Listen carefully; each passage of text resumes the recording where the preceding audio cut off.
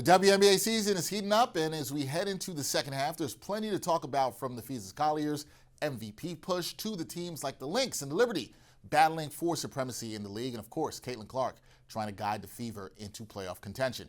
To help us break it all down and look ahead to the stretch run, I'm joined by one of the best in the business, WNBA reporter Brauna Marks, who joins me now. Brauna, what's going on? Hi, how's it going? Excited to be back. Yes, good to have you back. Good to talk some W hoops with you. So let's get into Absolutely. it because there's a lot going on. We just got through the All-Star break. Second half is about to start this week, and we got to talk For about Napheesa sure. Collier because she's had herself another great season for the Lynx.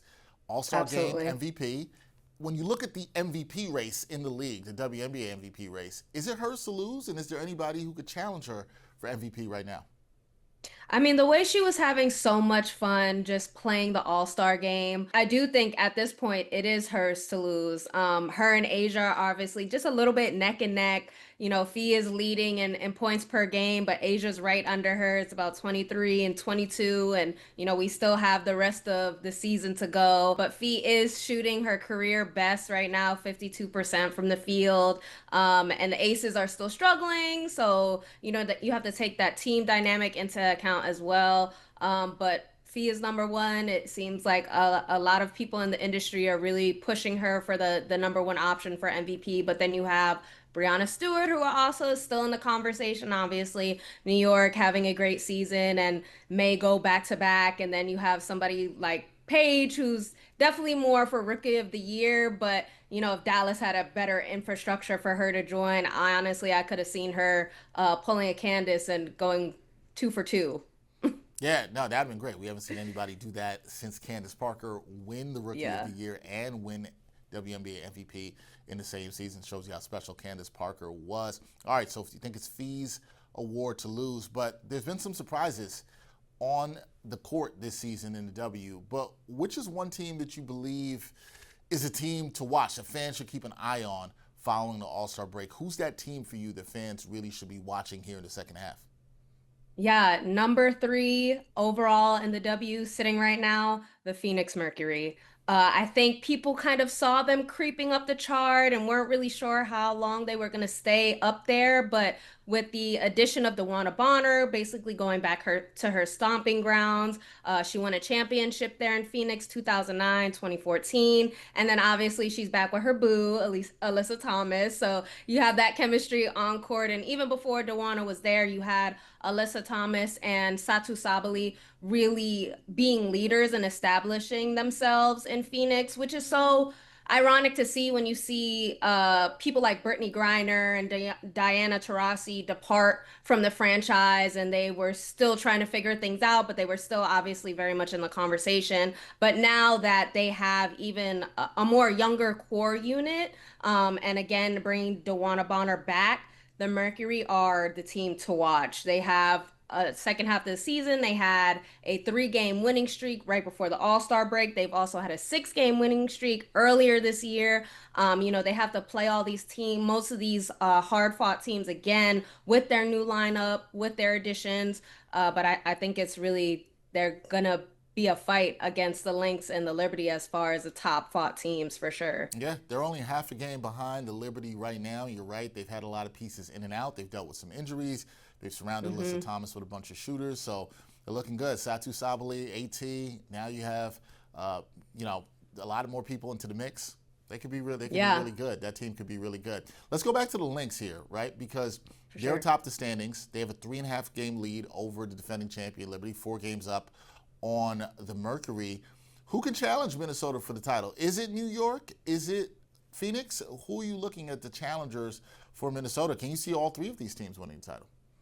Yeah, I think right now it's really very much a toss up between the Lynx, the Liberty, and now Phoenix also. Before it was very much, the Lynx and the Liberty, they're just gonna make that appearance again and we're gonna see who gets it this time. But I think the Mercury building their chemistry and taking that winning mindset into the second half of the season makes them really a dangerous, dangerous team. And obviously the Lynx and the Liberty are super established as winning franchises and championship mindsets. But then you have the Mercury creeping back up. They've won championships before. They're established. They know what it feels like to have a long season. So I think now it's a three-team toss up instead of a two-team toss up for sure. And then you have the Aces as well. Obviously they've been struggling a little bit, but there is hope that they will rebuild their fire in the second half of the season. But it's still that top three for me for sure. Yeah, no, three-team race is good for the league. We'll see. I think a lot of people had it as just Lynx and Liberty to start, but now the Mercury, they've crept up into that conversation. We'll get back to that in a second. Now, Caitlin Clark and the Fever, they've been up and down all season here. Yeah. Now their superstar, Caitlin Clark, she's dealing with a groin injury. What will it take for Clark and company to go on a run here in the second half? What do you need to see out of the Indiana Fever? Yeah, I think Caitlin still needs to focus on recovering fully. We saw her be injury riddled throughout the first half of the season, not with just the groin, but some other things going on as well. Obviously, it's all connected. She sat out for the All-Star game, unfortunately for the fans, but fortunately for her, she does need that time to heal. I mean, God forbid, that groin injury turns into something else that's like career riddling for her. So I really think that Indiana needs to focus on making sure that she's healthy, even if she has to sit out a few more games. For the long run, I think it makes more sense if they do want to get back into the top of the contention for the postseason. The Fever won the Commish Cup. That was a really big celebration for them. And then the Lynx lost. So with the Commish Cup, you can see that the losing teams usually come back and winning a championship. So now we have to see how that plays. Caitlin Clark, I think, did a great job talking about Kelsey Mitchell over the All-Star break as well, saying that, she has been a staple for Indiana and she is a team leader, not only just metaphorically, but she's also leading the team in points. And then with DeWanna Bonner exiting, the Fever signed Ari McDonald, and she needs to be incorporated into the lineup in a more established way. And obviously, we always love to see Aaliyah Boston, and I think she can also step up as well if they really want to go and make a strong stride for the second half of the season. Yeah, they're one of my teams to watch here because can they get healthier? Can Caitlin Clark be a little healthier for them and see how they play?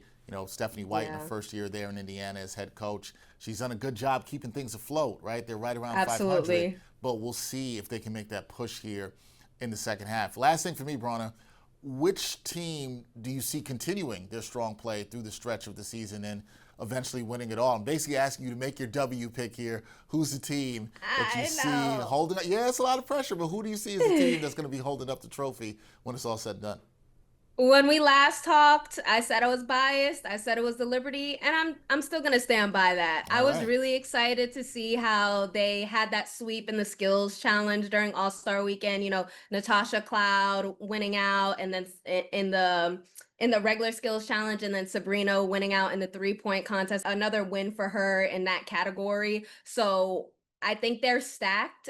There's always going to be doubt against teams who are trying to go back to back, but they are still healthy. They are still well-rounded. They are having so much fun together. They are working so well on the court. They were able to reclaim that number 2 seed in the league right before the All-Star break. So I think they have that momentum to keep going and get that championship team, but I'm not gonna, they have to beat out a team like the Lynx. They have to beat out on fire Napheesa Collier. They have to also look around the corner for the Phoenix Mercury. But I think they've been here before, and I still stand on that they could do it again. All right, Brauna standing on business here, still sticking with the Liberty. I like it. They get Jonquel Jones back in their first game after the All-Star break, which will be against the Fever. So that'll be an interesting one. They will be against the Fever. That should be an interesting one there. We'll see how things shake out for the rest of the W season. That is Brauna Marks. Does a great job covering and creating content around the W. Brauna, always a pleasure to talk some W basketball with you. We'll do it again soon. Thank you so much.